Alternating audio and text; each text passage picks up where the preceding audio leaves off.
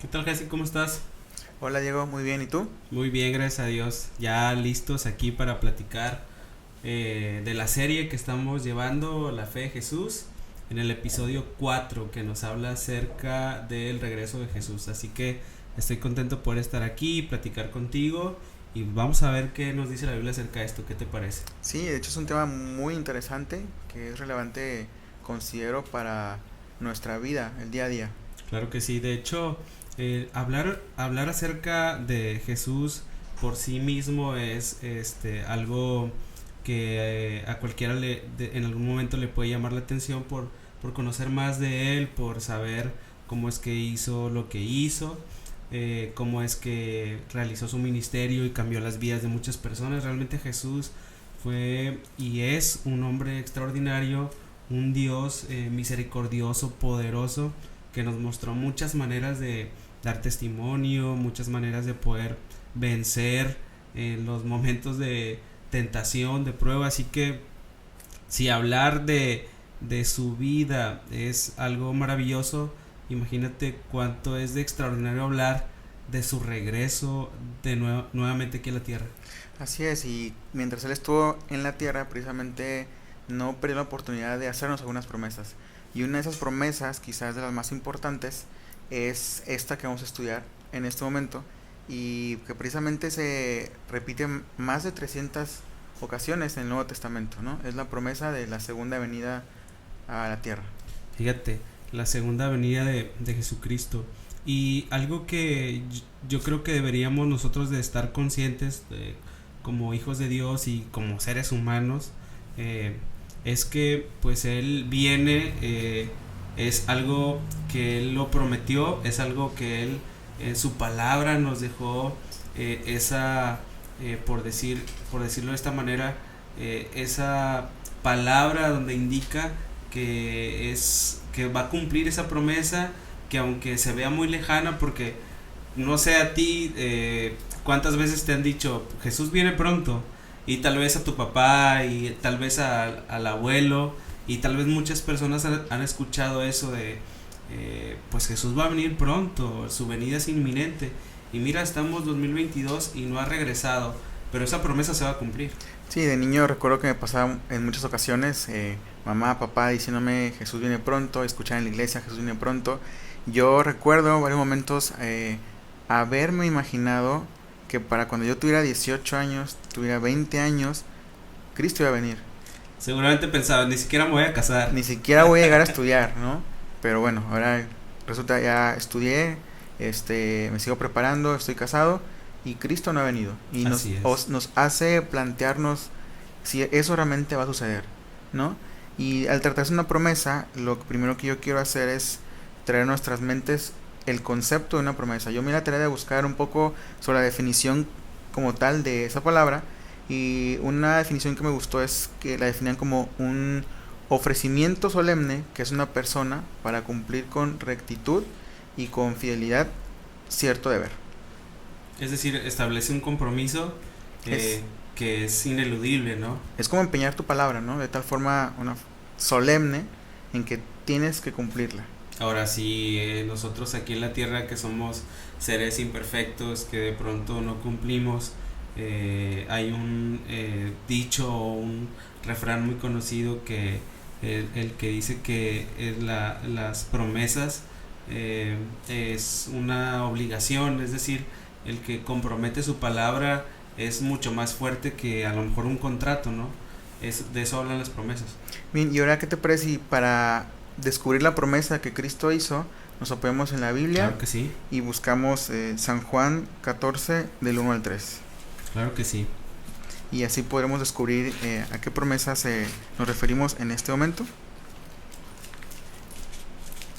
De hecho, la escritura habla en muchas ocasiones acerca de estas promesas que el Señor hizo. En San Juan 14:3 dice la Biblia. Bueno, vamos a leer desde el primer versículo. Dice: no se turbe vuestro corazón, creéis en Dios, creed también en mí. En la casa de mi Padre muchas moradas hay, si así no fuera, yo os lo hubiera dicho. Y voy pues a preparar lugar para vosotros, y si me voy y os preparo lugar, vendré otra vez y os tomaré a mí mismo para que donde yo estoy, vosotros también estéis. Su palabra que nos deja en la escritura no solamente nos dice que va a regresar, sino que se fue a preparar moradas para nosotros.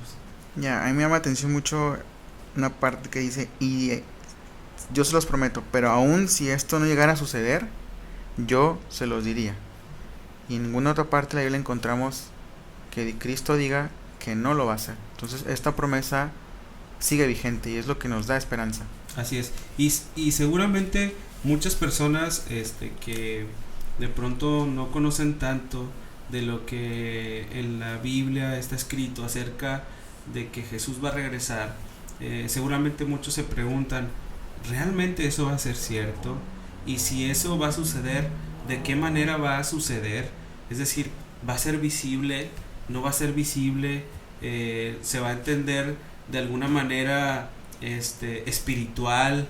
¿Se va a ver de una manera, por decirlo, supremamente espectacular, con grandes eventos, grandes situaciones? La Biblia, ¿qué nos dice acerca de la forma en que Jesús va a regresar? Sí, nos indica que va a ser una forma visible, que no hay forma, sucederá de tal manera que no haya persona en el mundo que sea incapaz de verlo. Ahora que estuve hace los últimos 4 meses fuera de mi casa por cuestiones de trabajo, tenía que realizar un viaje de 1 hora y media aproximadamente cada fin de semana, ida y vuelta. Uh-huh. Una carretera que está llena de trailers, es una carretera con muchos desniveles, y me da la atención que cierta distancia en el camino hay letreros digitales donde te muestran anuncios sobre las condiciones del clima, sobre las condiciones de la carretera, y si hay un accidente te dice precaución, en tantos kilómetros un tráiler está detenido. Es una señal que es imposible de no verla. Entonces la Biblia nos indica que de esa forma va a venir Cristo, una forma visible para todos. No puedo en este momento imaginaros cómo va a ser, pero no deja lugar a dudas, ¿no? Claro que sí. Fíjate que la escritura nos refuerza un poquito esta idea, donde nos dice en Mateo 24:30, entonces aparecerá la señal del Hijo del Hombre en el cielo, y todas las tribus de la tierra harán lamentación cuando vean al Hijo del Hombre venir sobre las nubes del cielo con poder y gran gloria. Fíjate que hay otra cita bíblica que a mí me gusta mucho, que habla acerca de la manera en que Cristo va a venir, que nos dice que es como cuando el rayo sale de un lado y se ve hasta el otro lado, cómo va rompiendo la oscuridad, trazando con su luz pues una imagen que es imposible de no ver. Entonces dice la escritura aquí en San Mateo 24:30 que no solamente va a regresar, sino que dice va a regresar con poder y gran gloria. ¿Cómo te imaginas tú que será esto del poder y gran gloria? No alcanzo a imaginarlo. Escuchamos en noticias algún evento, una catástrofe natural, algún huracán, algún terremoto, y uno contempla una señal así de importante y que llega a noticia a todos los rincones del mundo, y aún así no logro imaginarme de qué forma podría suceder esto. No sé tú, pero yo no logro alcanzarlo. Fíjate que a mí en lo particular, ha habido al menos 2 veces que he soñado con la segunda venida de Jesús, y he soñado de una manera que pareciera no tan espectacular, pero que me deja sensaciones de gran respeto, de grande admiración y de expectativa. Inclusive yo recuerdo que cuando terminó el sueño, y en el sueño yo estaba temblando, yo recuerdo, es solo un ejemplo, no así no va a ser obviamente, pero yo me quedé impactado, seguramente con la Biblia o con algún texto ese día. Así que ya ves que a veces las últimas imágenes que estamos contemplando, de pronto tenemos ciertos sueños ligados a eso, o con ciertas personas que vimos. Y yo recuerdo que me encontraba en la plaza de la casa de mis papás y de pronto estaba jugando con otros niños, yo ya grande pero me imaginaba niño, y de pronto volteé al cielo y vi como si bajaran muchísimos papalotes de todos colores. Eso me impresionó demasiado, pero me impresionó mucho más que en el sueño yo decía, ya Jesús viene. Y cuando contemplé eso, para mí, aunque fue algo muy, al parecer muy sencillo, que bajen papalotes en todas direcciones, es muy espectacular, pero lo que yo sentí en ese momento fue un momento de solemnidad. Temblé porque si Jesús, como dice la escritura, va a venir con grande poder y gran gloria, y lo que representa para mí Jesús, eso me hizo sentir de esa manera como temeroso. Entonces imagínense cómo va a ser que va a venir con grande poder y gran gloria. Y otra cosa que a mí me gustaría que quedara muy claro es que Jesús va a mostrarse de tal manera que no quede ninguna duda de que es Él. Es decir, algo muy evidente. Entonces la escritura nos dice que en Apocalipsis capítulo 1 versículo 7 algo muy interesante. No sé si lo... Sí, si quieres lo puedo leer con gusto. He aquí que viene con las nubes, y todo ojo le verá, y los que le traspasaron, y todos los linajes de la tierra harán lamentación por él. Sí, amén. Realmente no queda dudas. Jesús vendrá de una forma en que todos seamos capaces de verlo al mismo tiempo. Pone un ejemplo, incluso los que le traspasaron.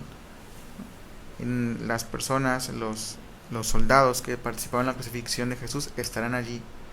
Y creo que eso es un elemento que refuerza la idea de que todos sin excepción le veremos cuando Él venga por segunda vez. Cuando leo este texto me pongo a pensar mucho y me cuesta trabajo entender cómo es que Jesús inclusive no solamente va a cumplir su venida, sino les va a cumplir a muchos de su tiempo que no creyeron en Él, que lo ofendieron, inclusive que se burlaron.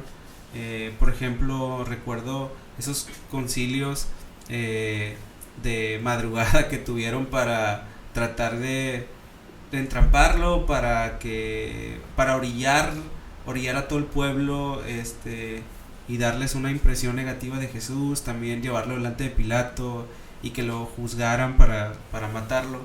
¿Cómo es que le preguntaron cosas y Jesús callado, solamente entendiendo que pues ya estaba pasando su momento, su gran sacrificio para el cual se había preparado? Pero le hacen una pregunta, tú eres el Cristo, y entonces tú eres el Mesías.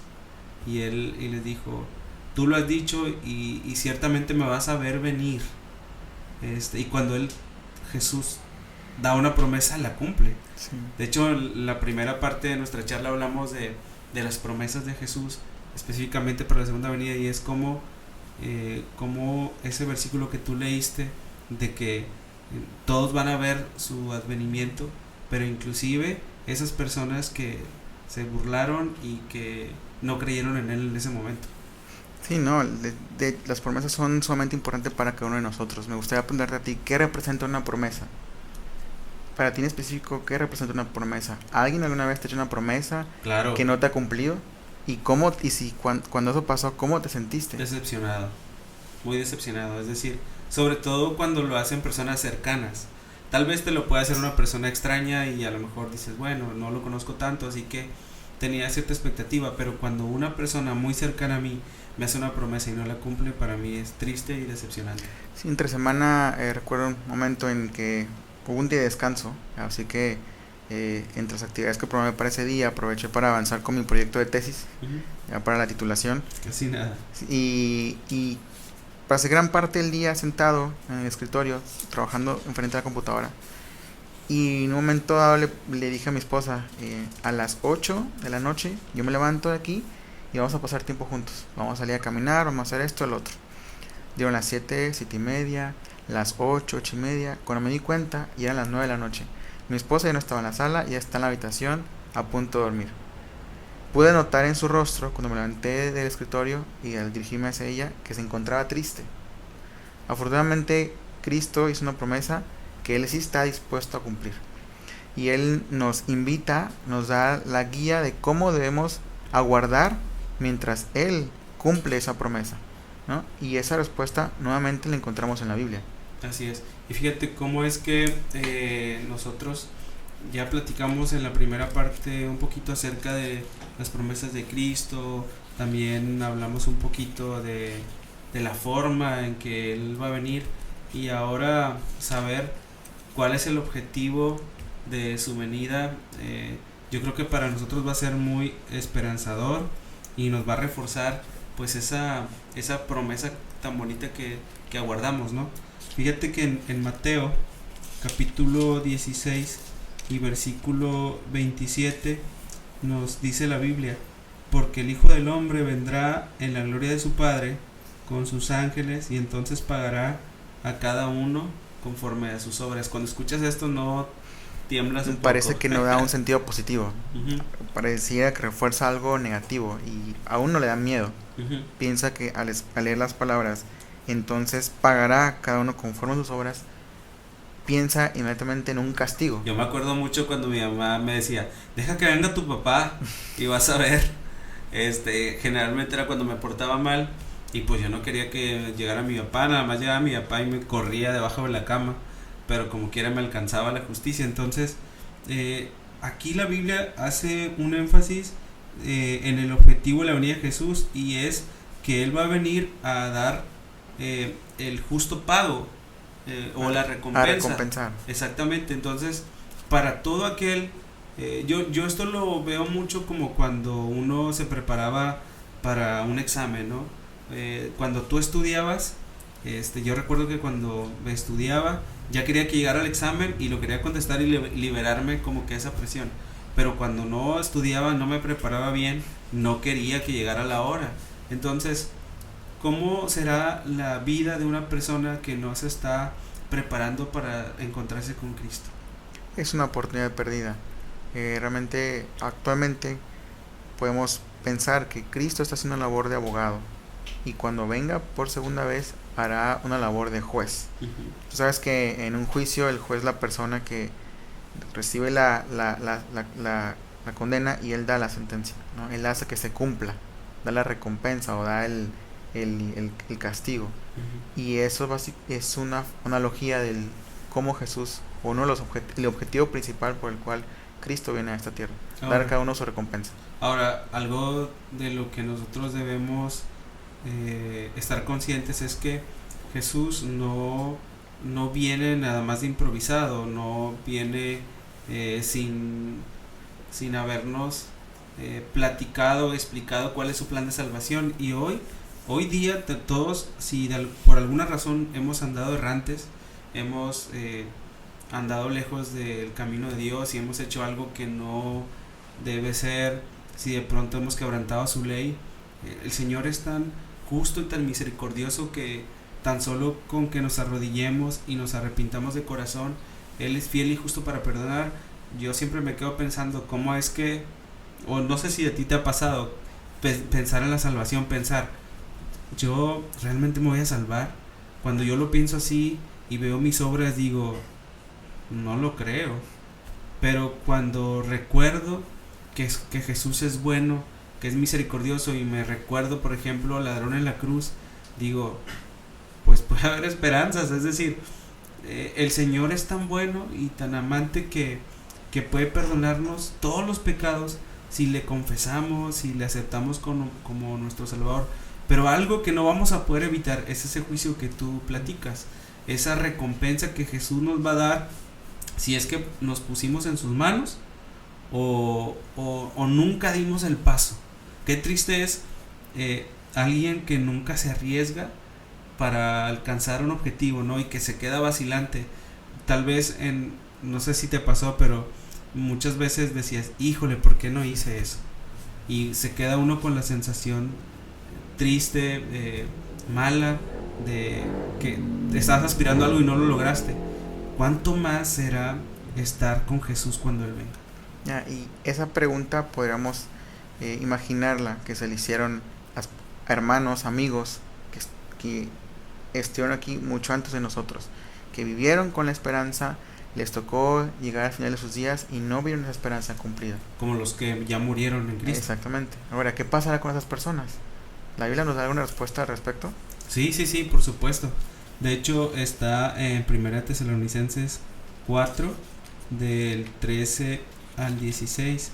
¿Cómo es que Dios no solamente nos dejó el relato y la promesa para los que aún estamos vivos, sino para todos, muertos y vivos?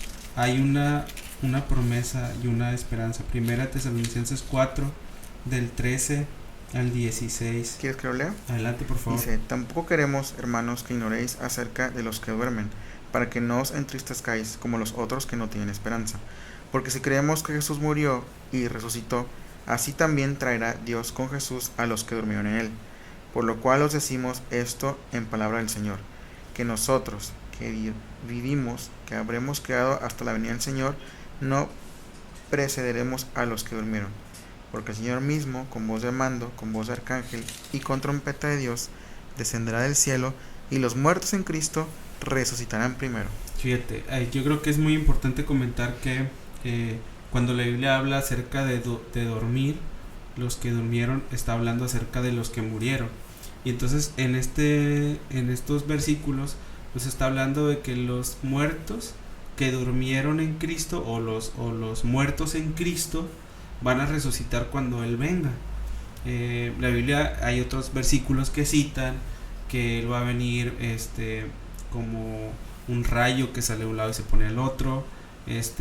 Va a sonar la trompeta, porque la trompeta va a sonar, yo me imagino un sonido tan fuerte que todos los que fueron al descanso van a poder escucharlo y van a resucitar. Eso es maravilloso.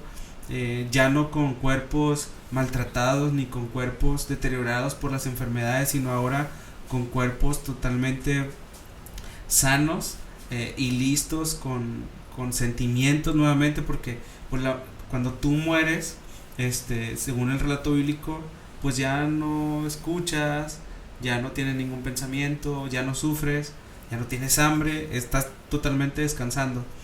Pero cuando el Señor toque la trompeta, cuando venga en las nubes de los cielos, entonces dice la promesa que los que entregaron su vida a Cristo, pero fueron al descanso, que se quedaron con la promesa de lejos, dice, van a resucitar. Diego, y si tú y yo quedáramos vivos, si Cristo viniera en los próximos 5 años, ¿qué sucedería con nosotros? Qué difícil, pero la Biblia nos dice que los que estén vivos, según el relato bíblico, van a poder estar con el Señor de una manera que no entiendo. Yo de pronto pienso, pues el Señor nos va a elevar, pero ¿qué te parece si nos apoyamos en la Biblia? Bien, continuando el siguiente versículo, ahí en 1 Tesalonicenses 4, ahora el verso 17. Luego nosotros, los que vivimos, los que hayamos quedado, seremos arrebatados juntamente con ellos en las nubes para recibir al Señor en el aire, y así estaremos siempre con el Señor. ¿Qué te imaginas de la palabra arrebatados en el aire? Una palabra un poco fuerte, como agresiva, en contra de la voluntad de alguien, ¿no? Así es, exactamente. Es decir, todos los eventos en ocasión de la segunda venida creo que van a ser antinaturales. Es decir, el Señor viene por sus hijos que creyeron en su promesa, que se entregaron a Él, por los que ya fueron al descanso, los va a resucitar, y los que estén vivos, que sin duda la Biblia dice que van a pasar por momentos de aflicción muy difíciles, y entonces van a recibir la recompensa de los justos, es decir, esa poder contemplarlo sin experimentar la muerte, y entonces poder darse cuenta de que todo lo que creyeron en su vida, todos los momentos difíciles que pasaron, todos los momentos complicados, son muy poco para la recompensa de estar al lado de Jesucristo. Y mientras vivimos esperando esa recompensa, ¿qué nos toca a nosotros hacer? Yo quisiera preguntarte si en tu planeación de vida en los próximos 5 a 10 años has contemplado la venida de Cristo. A mí me pasó en un ejercicio personal que hice. Tengo planeado terminar un posgrado, iniciar otro, planes personales con mi esposa, iniciar ciertos proyectos de vida. En los próximos 5 o 10 años quiero estar en tal lugar haciendo esto. Pero me di cuenta que en esos 5 o 10 años no visualicé la venida de Cristo. No sé a ti, ¿qué te ha pasado? Yo no he pensado en tan corto tiempo, más bien yo he pensado por lo que veo alrededor, por la situación moral, la situación de el entorno, y siento que Cristo viene muy pronto. No puedo especificar la fecha. A veces he pensado, pues a lo mejor esto no va a tardar más de 20 años, a lo mejor ni siquiera voy a poder llegar a ser abuelo o algo así. Lo que no puedo decir cuándo va a regresar con exactitud. Sí le he dicho a mi esposa, oye, recuerda que el Señor va a venir y debemos de estar preparados. Y sobre todo lo más que le he dicho a ella es que no permitamos que los asuntos de esta tierra nos quiten de la vista que Él va a venir pronto, y que tenemos que prepararnos. Y cuando hablamos de prepararnos, no es solamente que pase el tiempo, no es solamente que vengan las pruebas, no, es decir, la Biblia nos dice que nosotros debemos de amar su venida, pero que también debemos prepararnos para estar listos. De hecho, en la Biblia, en primera de Juan 3, 2 y 3, no sé si quieras apoyarme con esa lectura, nos habla específicamente la escritura de que nosotros debemos de estar listos pensando en que Él va a regresar pronto, y que no se trata solamente de que pase el tiempo, sino de más cosas que hacer. ¿Quieres que lo lea ya? Por favor. Dice: amados, ahora somos hijos de Dios y aún no se ha manifestado lo que hemos de ser, pero sabemos que cuando Él se manifieste seremos semejantes a Él, porque le veremos tal como es. Y todo aquel que tiene esta esperanza en Él se purifica a sí mismo, así como Él es puro. Así es. Entonces fíjate como la escritura dice que todo aquel que cree en esta promesa, pues se purifica Tiene a sí una mismo. preparación. Tiene una preparación, trabaja. La purificación no la vamos a poder hacer por nosotros mismos, sino que a través del pasar tiempo con Dios, a través de la escritura, de la lectura de la Biblia, de la oración, de congregarnos, de estar en actividades en servicio, de la predicación del mensaje de Dios. Pues eso va a hacer que nosotros nos preparemos. A lo mejor van a pasar los días, a lo mejor Dios nos va a permitir, Jaciel, tener hijos, a lo mejor no lo sabemos, a lo mejor sí vamos a llegar a ser abuelos, a lo mejor no, pero que pase lo que pase, nosotros siempre tengamos en cuenta y en mente que el Señor Jesús va a volver y que debemos estar listos. Sí, y es una espera activa, no una espera pasiva. Posiblemente podamos llegar a caer en el error de que esperar la promesa significa quedarnos en un sitio simplemente con los brazos cruzados, esperando a que Dios cumpla su promesa. Pero eso no debería ser así. Así es. Si tú tuvieras la oportunidad de decirle a alguien que no ha contemplado mucho este tema, no le ha dado relevancia, ¿qué le dirías a esa persona? Que el momento es ahora, que perdería más si no se prepara y eso sucede, pierde la vida. En cambio, creo que no tiene nada que perder y mucho que ganar si decide comenzar a prepararse en espera del cumplimiento de la segunda venida. Así es. Quiero ir cerrando nuestra plática, Jaciel, contándote una historia que me gustó. Parece muy sencilla, pero dice la historia que un padre habló con su hijo porque se iba a ir a trabajar, y entonces le dijo: mira, hijo, me tengo que ir a trabajar, no sé cuándo voy a regresar, pero en este mismo tren de las 5 de la tarde que estoy regresando, que me estoy yendo, voy a regresar. Y besó y abrazó a su hijo. Y entonces cada día a las 5 de la tarde salía el niño viendo hacia las vías del tren a ver si su papá llegaba. pasó un día, pasaron 2 días, pasaron un mes, pasó un año, pasaron 2 años y después, un poquito después de los 2 años, un día, como todos los días el hijo, cada vez que eran las 5 salía a ver si su papá venía y ese día no se sorprendió, sino que se regocijó porque esa promesa que él le hizo fue cumplida, no inmediatamente, pero se cumplió y estuvieron muy gozosos. Imagínate cómo va a ser ahora para nosotros ese encuentro con Jesús, que nos prometió que iba a regresar para llevarnos a unas moradas que son maravillosas e inimaginables, y Él nos va a poder estrechar y abrazar y nos va a poder decir, te cumplí y aquí estoy por ti. Sin duda será un evento increíble y yo no me lo quiero perder. Así es, me dio gusto platicar contigo. Muchas gracias, igualmente.